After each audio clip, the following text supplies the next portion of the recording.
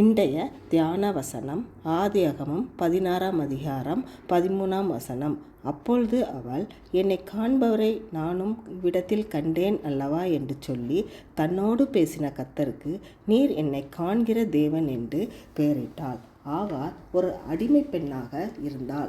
அவளை கடினமாக சாராள் நடத்தினாள். அதனால் ஆகார் எங்கேயாவது போய்விடலாம் என்று நினைத்து போனாள். அப்போது கர்த்தருடைய தூதன் அவளை பார்த்து, உன் சந்ததியை மிகவும் பெருக பண்ணுவேன், அது பெருகி எண்ணி முடியாததா இருக்கும் என்றார்.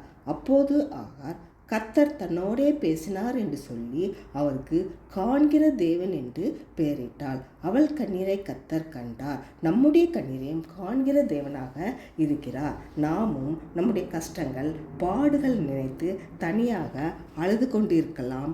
யார் நம்மை பார்க்கிறார் அல்லது யார் நம்முடைய அங்கலாப்பை கேட்பார், யார் நமக்கு விடுதலை கொடுப்பார் என்று வேதனையோடு வாழ்ந்து கொண்டிருக்கலாம்.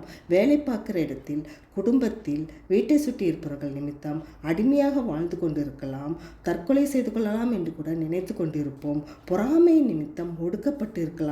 கர்த்தர் நம்மையும் காண்கிற தேவனாக இருக்கிறபடியால் நாம் ஜெபம் பண்ணும்போது நம்முடைய கண்ணீருக்கு பதில் தருவார். கர்த்தரிடம் நம்பிக்கையோடு இருப்போம். ஜெபம்.